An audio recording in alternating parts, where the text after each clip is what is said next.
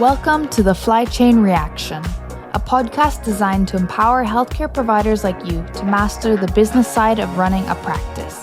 Each episode sparks a chain reaction, where actionable insights on financial management, operational efficiency, and growth strategies build upon each other, creating a powerful ripple effect to help your organization thrive. With Flychain's financial expertise and insights from industry leaders, we'll dive into everything you need to ignite success. Join us and let the Flychain reaction spark growth in your healthcare business. Hi, and welcome to another episode of the Flychain Reaction. I am Ethan, one of the co-founders here at Flychain, and we're really excited about the topic we're going to chat through today, which is really thriving on thin margins and building strong, sustainable ABA practices, really kind of with a focus on Medicaid and running a Medicaid business, which I think inherently has some thinner margins, perhaps different challenges than running a business where it's largely maybe a commercial-based insurance practice. And so, I think for us, we really see from the Flychain lens among our customers, Medicaid is really the lifeblood of, I think, many ABA therapy practices, but thriving when maybe the lion's share or all of your revenue is derived from Medicaid, it just makes running a business a little bit more difficult because obviously you have lower margins, which means less cash and profitability to run that business. And so, one of the things that I think we're going to focus a lot on today is how disciplined operations, smart financial insights, and actually like a people-first culture can really help weather these storms. And we'll get into that. But in this episode, we're joined by Charlene Kurth, the Chief Operating Officer of Office Puzzle. Welcome. Thank you so much for joining. Thank you. Happy to be here. Excited.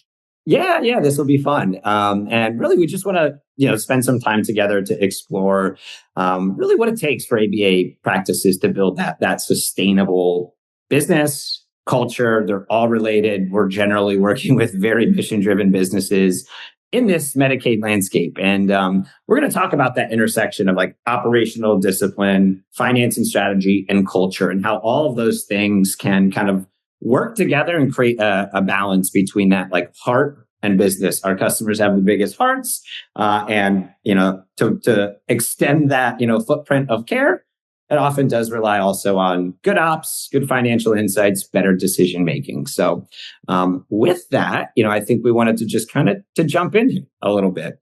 Again, Medicaid is one of the biggest sources of funding in this space. And we see like reimbursement rates in Medicaid generally being lower. That's not always the case depending on your state. Like some states, you could literally be 15 minutes across the state line and have very different Medicaid rates. But overall, we see them to be a little bit lower. And again, that's going to pose some margin challenges, especially when I think ABA generally also has just, I think, more thinner margins, and we've got salary and rate compression going in opposite directions that further contribute to those sort of negative margins. And so before we jump into some meat here, Charlene, we'd really just to love to get to know you a little bit more. You've got an amazing background. Maybe talk us a little about yourself and where you started, what got you here, what makes you tick, and I think that'd be great to provide some context on who Charlene is. Yeah, happy to do that. I would love to say that there was some big strategy in mind that got me to where I am today, but it was a lot of right place, right time, taking advantage of opportunities presented to me. Early in my education, I knew I wanted to help people, so I did study psychology, have a degree, and I very quickly realized that I was better suited to maybe build the structure and support the people who were doing that work. I think I'm a little too empathetic and would bring all of that home with me. But I ended up going in a completely different direction, really leaned on the structure and data analytical side of my brain. And by complete chance, ended up in a practice management software for the mental health providers.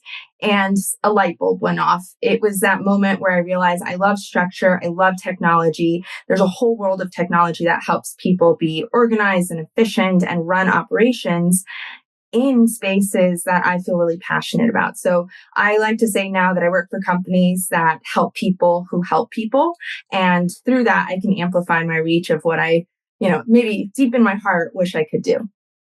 Yeah, I love that. We say the same thing. Unfortunately, fortunately or unfortunately, don't have that bone in our body to deliver care necessarily, but it's the helping the people from our lens that are actually helping people expand their footprint, make them more resilient. I think rising tides raise all ships in this universe, and excited to chat with you here because I think we've got that same ethos and mission to support our shared customers. Yeah. Just maybe going a little bit into just the Medicaid reality, right? We're not going to get too in the weeds in Medicaid because it is different in every state, but we're kind of talking in generalities here about Medicaid. And I think, it's essential but challenging for a business, specifically if they're either strictly Medicaid or predominantly Medicaid. We see a lot of ABA practices. They rely on Medicaid, and it's actually sometimes a lot more complex from a billing and operational standpoint. Charlene, maybe if you could chat a little bit about, from your lens, some of the pressures maybe that you've seen, whether it was, in your prior practice management role or today here at Office Puzzle. How have you kind of seen some of those Medicaid businesses, how those challenges manifest, and maybe some things that you've seen folks do, best practices to maybe prepare or get them through perhaps cash flow issues due to lags or candidly, in some cases, just that lower reimbursement, which makes it more difficult to run a sustainable business. Yeah, absolutely. I think about it in a couple different ways. I think the first thing is you mentioned at the very beginning that often people are going into these fields from a very mission-driven perspective. And Medicaid allows you to reach communities that might not otherwise have access to this care. So it creates accessibility, but with it comes immense compliance requirements, potential for error in how you apply it. And where I've seen practices be most successful is when they're not focused on managing Medicaid and waiting until the billing to make sure that everything's done right. They're actually designing entire systems around the Medicaid requirements. And so when you start from the very beginning, you think about patient intake, client intake, to scheduling, your documentations, data collection, and think about how that all connects and what those requirements are, making sure you're designing your systems right, you can start to avoid some of the issues that create that lag that we're talking about, the denials of claims that come further down the pipeline. Awesome. Yeah, there's definitely I think a big emotional component to serving that, Medicaid population. It is a vulnerable population, if you want to call them that. And I think it's really important to love to share your thoughts on just, that culture of kind of empathy. We're going to talk more about that down the line, but maybe have you experienced any of those, businesses, working with those businesses that, you can tell that they're in it for all of the right reasons, but might not necessarily have the business acumen or financial acumen to really navigate some of those challenges. I don't know if you've seen any. I do. I've got a decade of time spent with people uncomfortable with the idea of mission and margin and the fact that they have to coexist. I think when you go into a field like this, you're maybe not starting out for that business side. You're also not being trained or educated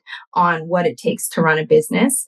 And then on top of that, you get a little bit of that discomfort of, if I'm here for the mission, I'm here for my clients, can I also be thinking about the financial success of my business? And I really am a strong advocate that those things are not at opposite ends and they have to work together. If you are not running a profitable business, you are no longer sustainable. You cannot serve the people that you want to serve. So it's funny because I also see that parallel not only in the clinicians who are providing care, but when you work, I don't know what your experience is, but when you work in a field like a company that's supporting those people, even your own teammates sometimes have a hard time combining this idea of financials and mission-driven work. So I really like to remove the discomfort around it and just talk very directly that being successful as a business and making money helps you to sustain, not just financially and like run your business, but you personally, you need to eat. You need to be able to have a life and be able to serve your clients without burning out. Yeah, I love that notion. Just to double click on, they're not like mutually exclusive in the sense of being able to run like a financially stable, healthy business and also, deliver care to vulnerable populations. One thing that we've seen, and this isn't going to be the same for everybody, but folks with those big hearts that are serving the Medicaid population, what we'll often see is they'll also then work with some commercial payers as well, where the margins might be a bit higher.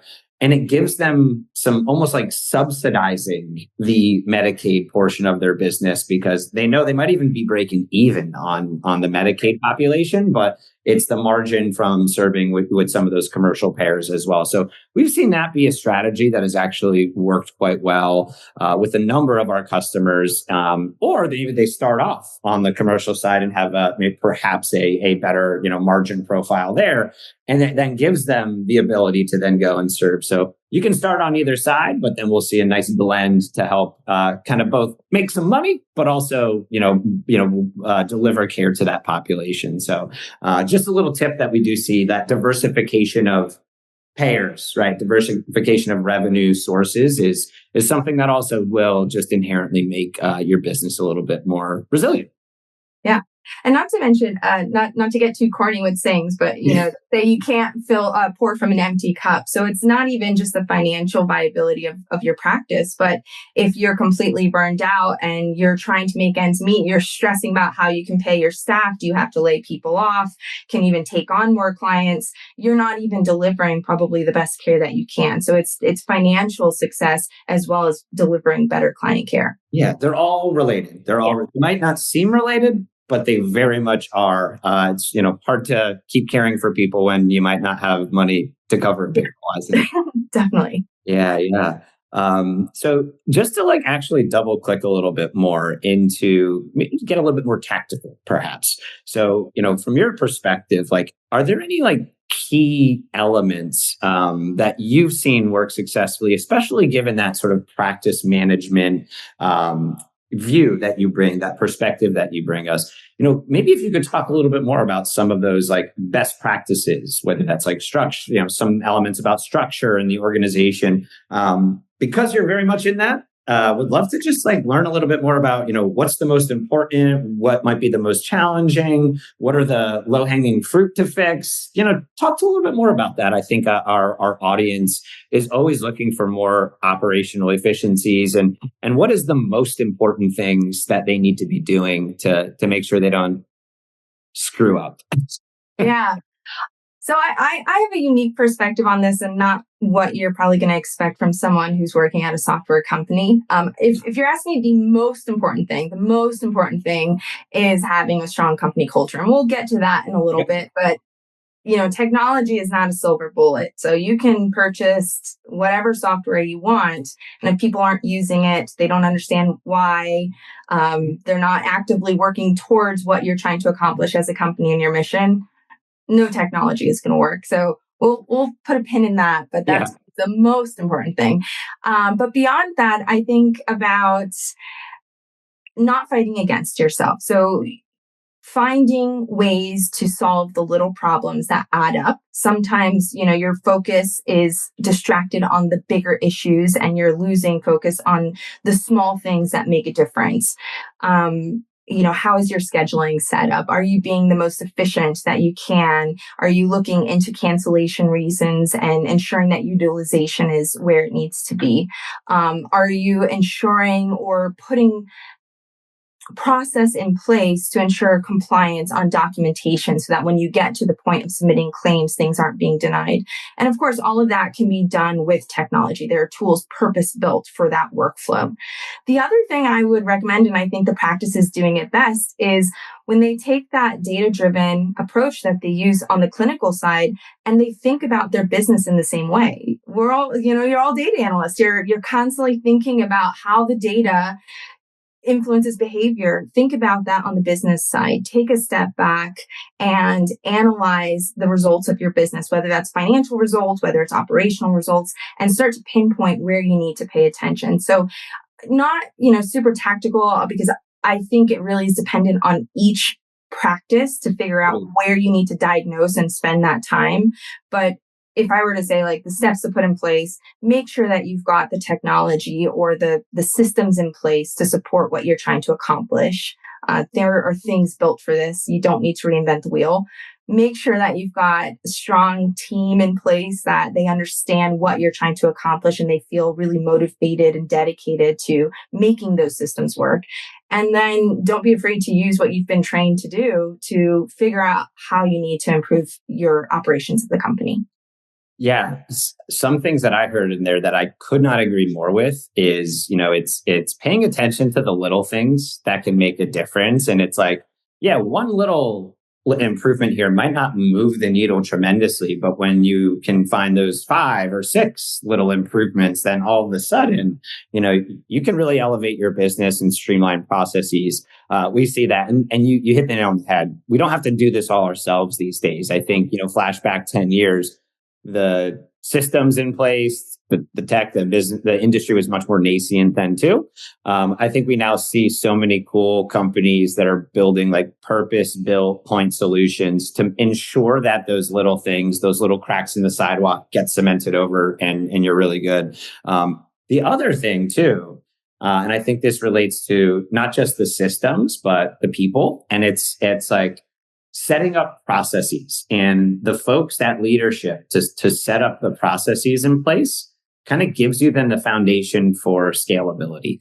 What I mean by that is, having everyone on the same page, being transparent within that, not just the leadership, but, whatever mid-level clinicians, whatever you want to call it. I think having transparency so people know what their specific jobs are, but how it relates to that overall journey of patients, onboarding, ultimately then getting paid by insurance, which is what we're all trying to get done here, which is not always the easiest.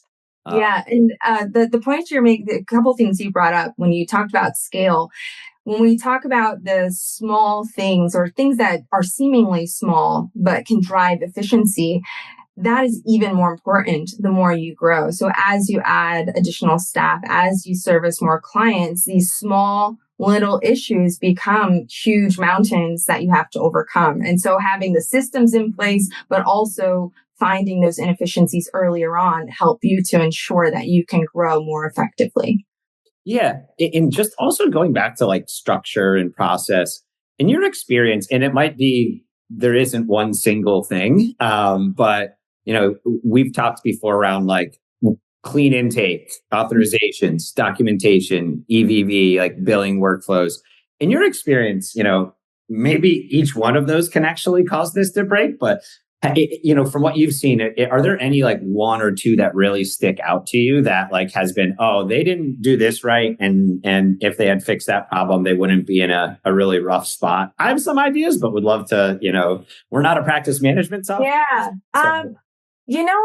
I think from my experience, just to speak from Office Puzzle, the way things are done, we really try and build a lot of what would cause that to happen into the workflows themselves. So helping to drive some of those efficiencies and compliance to avoid you didn't put the right code on this form, or you missed a step, you didn't fill out the form in the first place. Like that is all built into how the workflow is generated.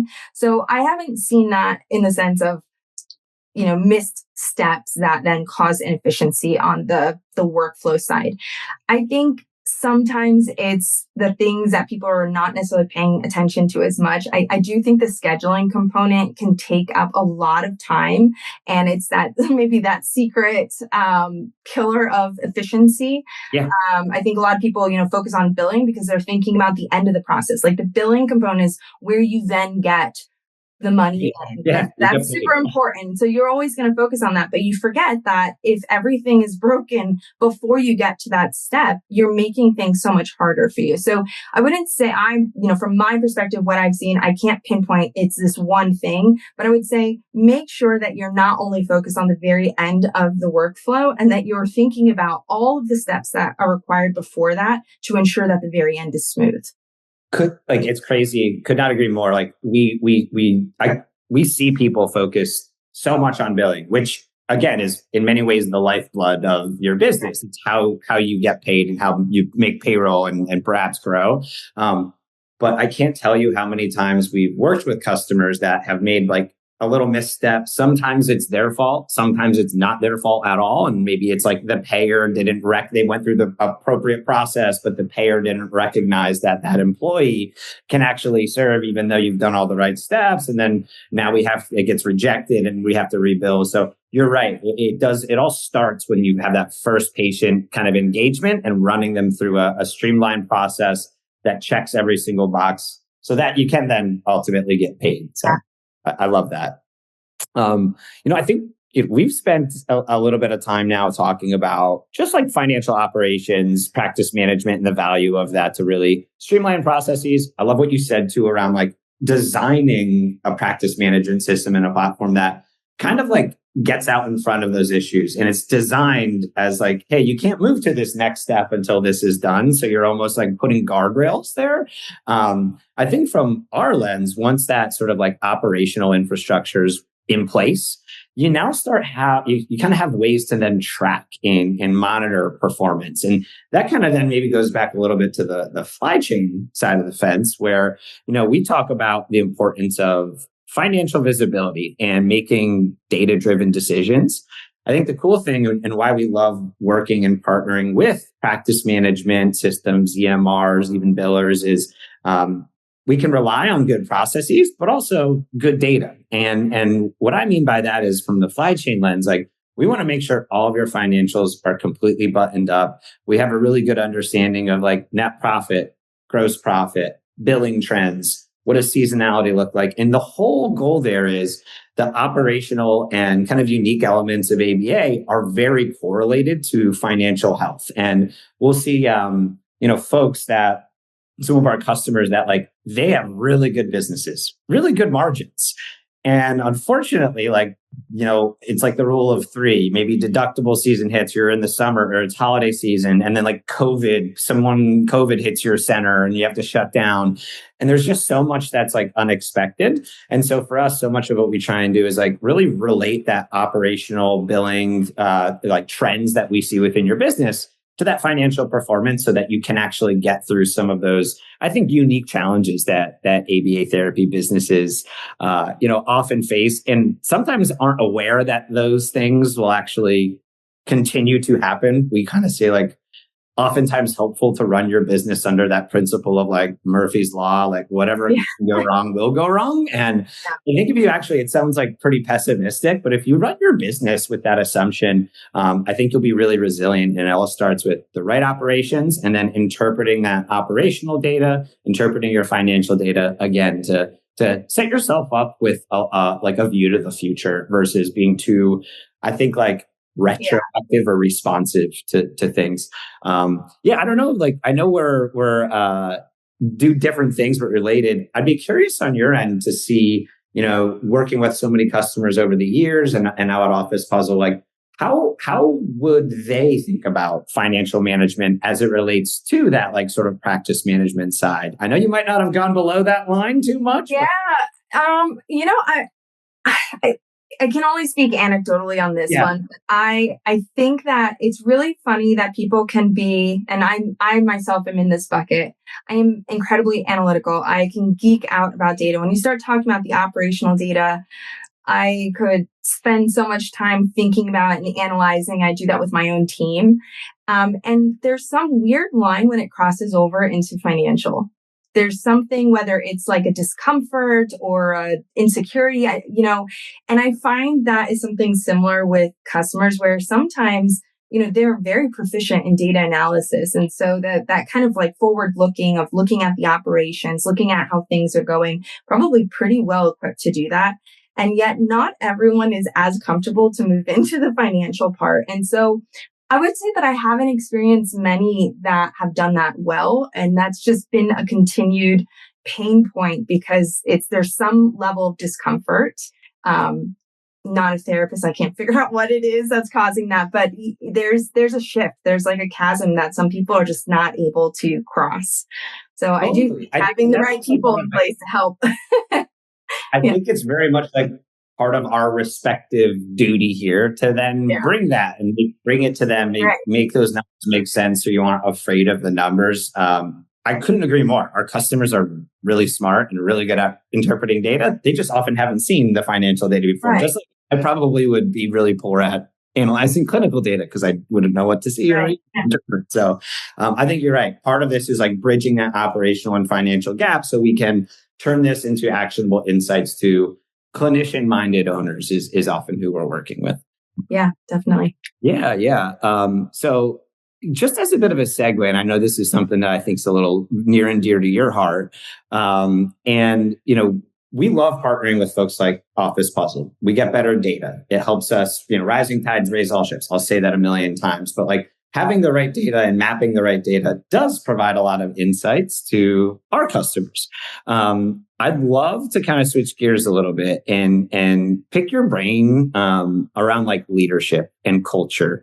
Because again, I think they're all very related, like having a culture that is interested in streamlining operations, probably from the top down is paramount in so many of these organizations. But yeah, I'd love to, just pick your brain or if you want to share some thoughts around like kind of humanizing that operational discussion that we've been having, the link to culture and retention and business success. So yeah, would love just to open the floor. Would love to hear your thoughts on that because I know you've spent a lot of time thinking about this and working through this with customers.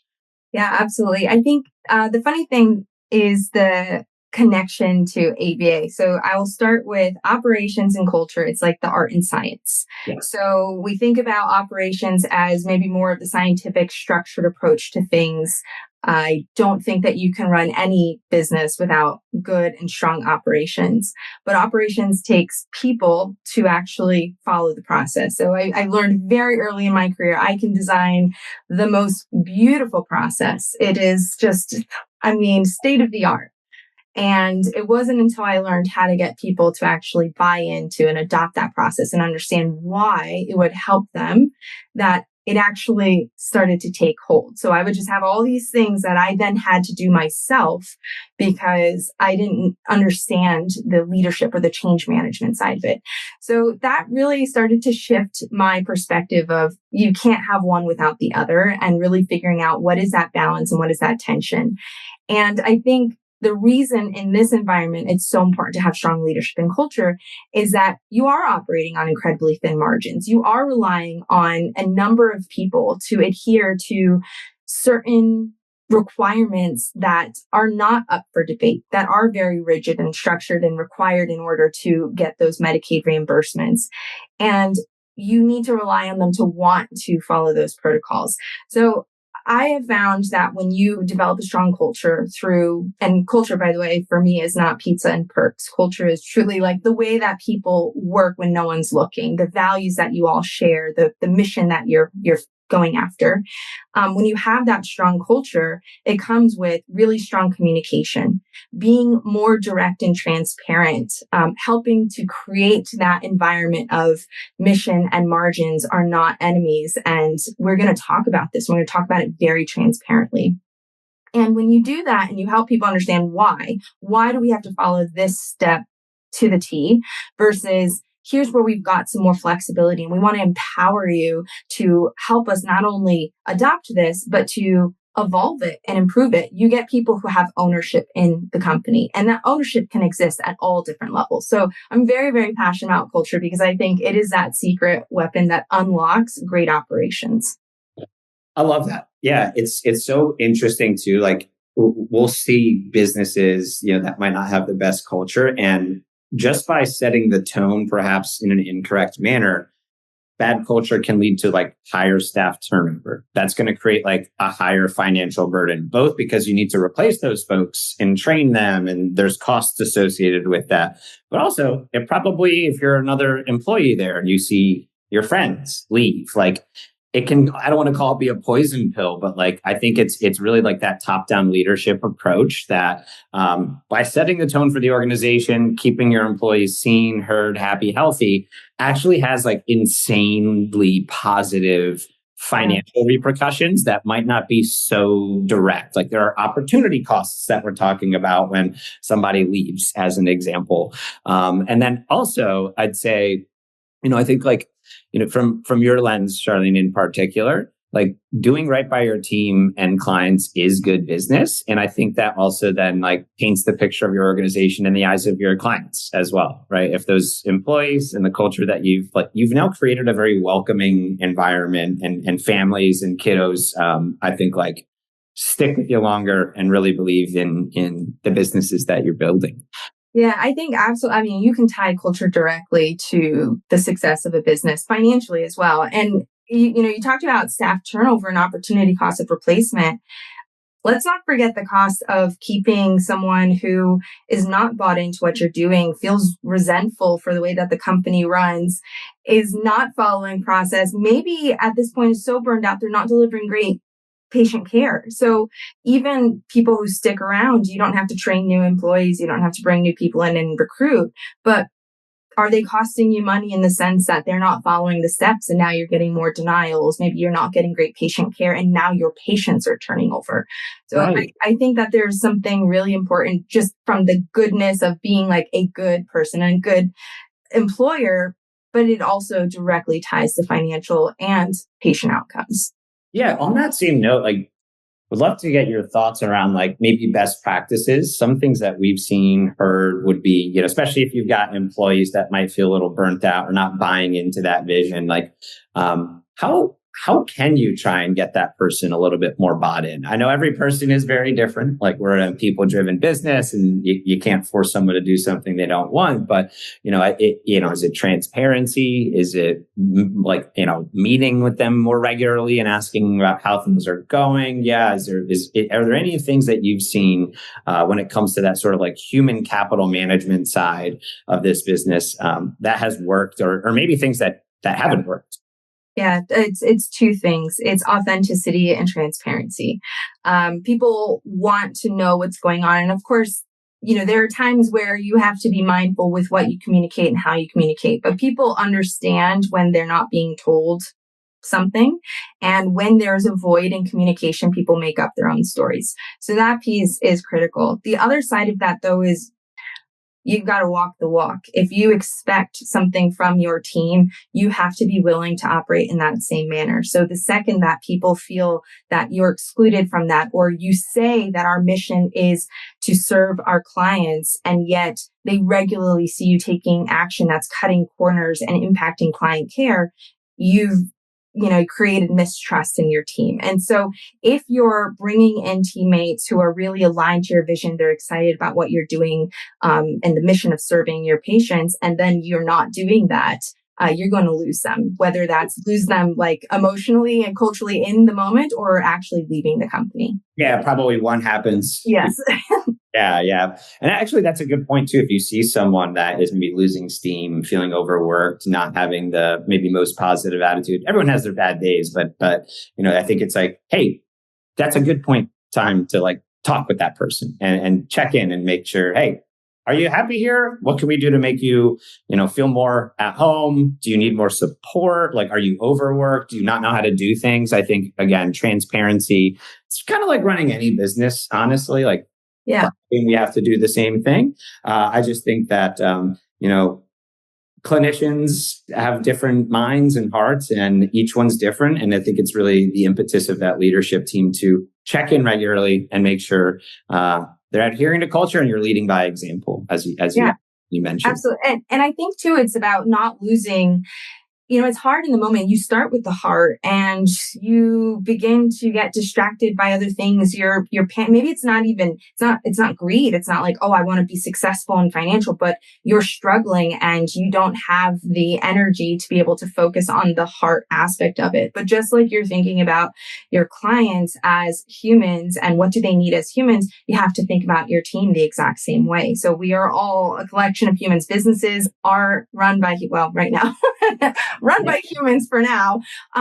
So we need to understand that each person has their good days, their bad days, their struggles, and be empathetic. Yeah. That's the core of what we're doing. Yeah. Empathy is so important. And we have, I think, a lot of empathy and have like really grown that empathy, realizing like our customers have the biggest hearts. They know how to run these businesses, care for kiddos, and it's our respective jobs to make their lives easier. And it's a good reminder. I think like thriving isn't just about systems, spreadsheets that, I think you and I spend a lot of time in, but it's about people at the end of the day. And that's why we said earlier on, like banks can't lend to ABA businesses because they don't have assets. They don't own real estate or whatever. But if you think about, I always challenge our customers to think about their humans as their assets. You can't collateralize a human, but what you can do is really treat them as those assets of your business, which are the lifeblood, much like billing's the lifeblood. They are actually the ones that are on the ground doing God's work, as we like to say. So, yeah, awesome. Then maybe the kind of the last topic we wanted to chat through is really just like Office Puzzle and Flychain. This is not meant to be a plug on our respective services, but I think it's cool now that we've started working together to really see the power of this type of partnership. Charlene, maybe if you could share a little bit around some of the work that you do today and how then I can kind of relate that to the work that we do at Flychain because they are so complementary. But yeah, tell us a little bit more just about like Office Puzzle, your customers, how you're working with them today, because I think you have a great story. Yeah, absolutely. So Office Puzzle, it's practice management and data collection. So we really like to think end to end from client intake through billing. And the unique thing about Office Puzzle is we find that balance between flexibility and control, ensuring that we've got the right structure in place to minimize errors, ensure compliance, but allowing our customers to set up the operations of their company through configuration to the way that they want to run it. So we are not clinicians. We are not the experts in that sense. And we're also not the owners of the company. And so building in the safeguards and guardrails, like you mentioned, but allowing the flexibility to operate in the unique models that we've seen our customers operate. What I love about it is that it is integrated where when you get in your client information, then you schedule the appointment, you've got your notes automatically ready to go and it'll prompt you. It'll tell you that you've got that note to take. You set up your service plan, your data collection, all of that data is flowing through. And if we think about data, not only is that data then helping you with the daily operations, but that's all recorded in the back end. And so you're able to then go look at reports and you've got all of that operational data captured. So if we talk about wanting to find efficiencies and analyze results of your operational metrics, this is doing it for you. You don't have to think about, it's like data collection on your business. And it's all just captured throughout the process of your day to day. Yeah, I love that. And like, what we love is when systems can talk to each other, right? And so I think even if you flash back maybe 2-3 years, like data interoperability among these systems was like, from my humble perspective, like almost virtually non-existent. And what I mean by that is like liberating some of that revenue granular data from a practice management system, which is also going to have things in there like, like utilization, very like important metrics to track. And why we love that now, we can talk to each other. We can bring data from a practice management system and map that to granular expenses, as an example. So we can give you a clear picture on profitability per CPT code, per service line. And we can't do that without the buy-in and that data exchange where that data lives on that most granular of levels. And so again, it's us working together behind the scenes, honestly, to help kind of like improve that outcome both financially and operationally. It's sort of the 1 + 1 = 3 mentality that we have here. It helps tell a complete story. Otherwise, you've got one half and then the other half, they're disjointed, and you're missing something very special about that story without it. Yeah, totally. I can't tell you how many times we'll look at their sort of like practice management revenue data and things look good, but then we map it to expenses and also look at the reimbursement rate, and we'll say, hey, did you know that you actually lose money every single time you see a patient under this Aetna contract? And again, without the combination of those two things, you could probably get there, but it would be incredibly difficult, time consuming, manual. And now oftentimes clinician owners are trying to have to figure that out. And we don't want them wasting time on that. It's why we exist as companies.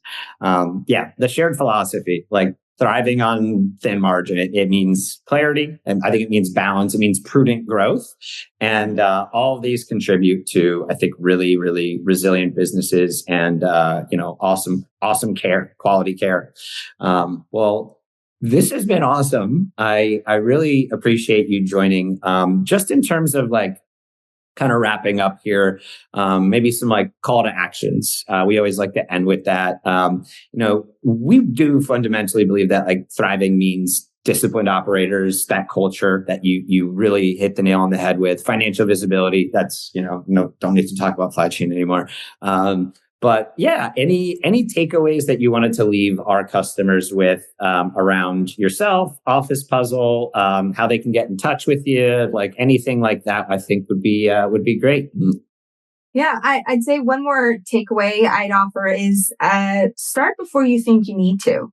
Often people will wait until they're like, well, once I'm this big, then I actually need that. Find the tools, and those tools might evolve over time, but find the tools early on that will set you up for success over the long term, so that you're not trying to figure it out when you've actually proven success and now you're a little bit more busy.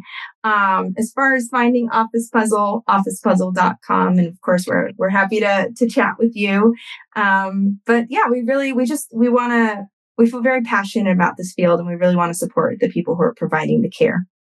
I love it. Yeah, we're grateful for the things that you're doing, grateful for our shared customers. And we'd love to chat with anyone tuning in here to double down. I think we just scratched the surface. We try not to get too in the weeds on these things, but there's a lot more we can chat through, and would love to do this again sometime, Charlene.